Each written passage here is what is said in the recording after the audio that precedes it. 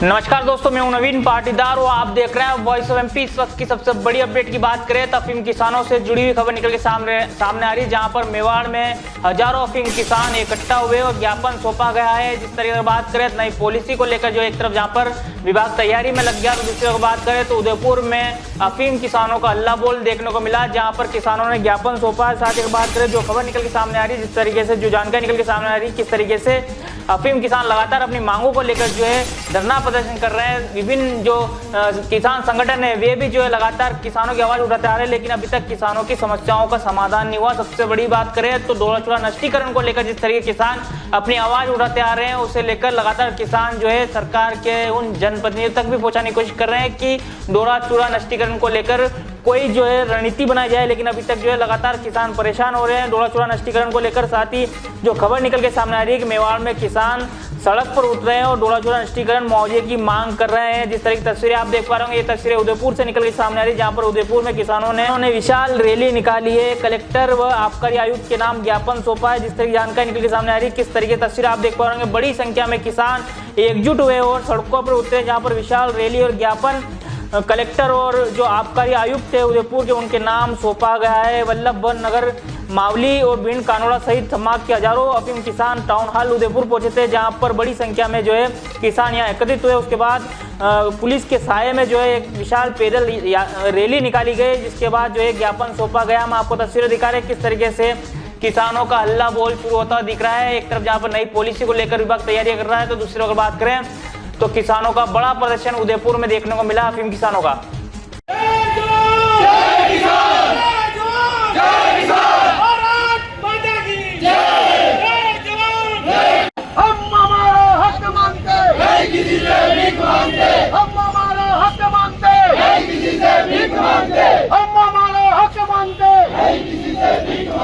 के लिए बता रहा हूँ मैं आपको कि मार्जिन जो निकलती है, एक अधिकारी जांच करता है, दो अधिकारी जांच कर लेते हैं। क्या उसकी कभी ऑडिट हुई है? नहीं हुई। क्या कभी ऑडिट हुई है? क्या नहीं। बिना कोई ऑडिट के। और उसके साथ में यह सरकार की प्रशासनिक मशीनरी काम करती है। क्या मशीनरी से गलती नहीं होती है? मशीनरी से भी गलती होती है, लेकिन मैंने यही बात सुझाव कमेटी में रखी, तो उन्होंने अधिकारियों ने बताया कि साहब हमारी मशीनरी गलती नहीं कर सकती। आपकी मशीनरी गलती नहीं कर सकती तो फिर ये ऑडिट की व्यवस्था क्यों कर रखी है आपने? क्यों कर रखी है आपने ऑडिट की व्यवस्था? जब आप दूसरी जगह तो ऑडिट करवाते हैं, छोटे से छोटा काम करते हैं वो तब भी ऑडिट करवाते हो, लेकिन जब हजारों किसानों की मार्जिन चेक होती है उसकी कोई ऑडिट नहीं होती। होनी चाहिए उसकी कोई ऑडिट नहीं होती। उसके साथ में एक बात और बता देता हूँ कि जो अधिकारी ने साइन करके रिजल्ट जारी कर दिया, वो क्या लोहे की लकीर हो गया? नहीं हुआ। लोहे की लकीर हो गया वो? नहीं हुआ। सरकार किसी प्रकार की रीचेकिंग की व्यवस्था नहीं करती है। राजस्थान बोर्ड देख लो, उत्तर प्रदेश बोर्ड देख लो, किसी भी बोर्ड में मार्जिन के लिए रिजल्ट के लिए रीचेकिंग की व्यवस्था है। आप आपकी कॉपी चेक कर सकते हो, लेकिन किसान भाइयों आप अपना सैंपल चेक नहीं कर सकते। आपके सैंपल की रीचेकिंग नहीं हो सकती। तो मैं इस बड़ी मन से इस मुद्दे को उठाना चाहता हूँ। आप लाइव कर रहे हो तो लाइव भी देख लेना, सरकार तक मेरी आवाज पहुंचे कि जब किसानों की सरकार मार्जिन निकालती है तो मेरा ही निवेदन है कि सरकार 10 सैंपल प्राइवेट संस्थान से निकलवा करके बताए कि सरकार की कमेटी के जो रिजल्ट निकाले वो और प्राइवेट रिजल्ट निकाले वो एक है या अलग अलग है। दावे के साथ कह सकता हूँ किसी भी शर्त पर वो रिजल्ट एक नहीं होंगे, क्योंकि वहाँ पर बहुत घोर लापरवाही हो रही है, किसानों के साथ में घोर अन्याय हो रहा है।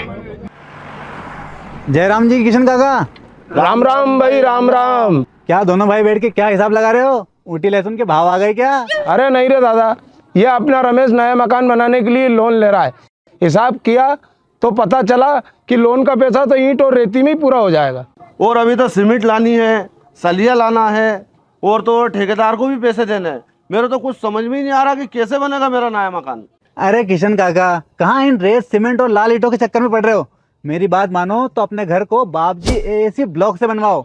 इसमें ना सीमेंट और रेत की जरूरत होती है, ना ही तराई करने की झंझट। और लाल ईंटों के मुकाबले आपका मकान काफी तेजी से बनकर तैयार हो जाएगा। इससे आपके पैसे तो बचेंगे ही, साथ ही मजबूती ऐसी कि सालों साल देखने की जरूरत नहीं। और इससे आप अपना मकान ही नहीं, कुएं और खेत की बाउंड्री वॉल भी बनवा सकते हो। जिससे रोजड़ों की समस्या भी खत्म हो जाएगी। वाह भाई, ये तो कमाल की चीज है। फिर तो मैं अपना घर बाबजी ब्लॉक से ही बनवाऊंगा। और मैं अपने खेत की बाउंड्री वाल।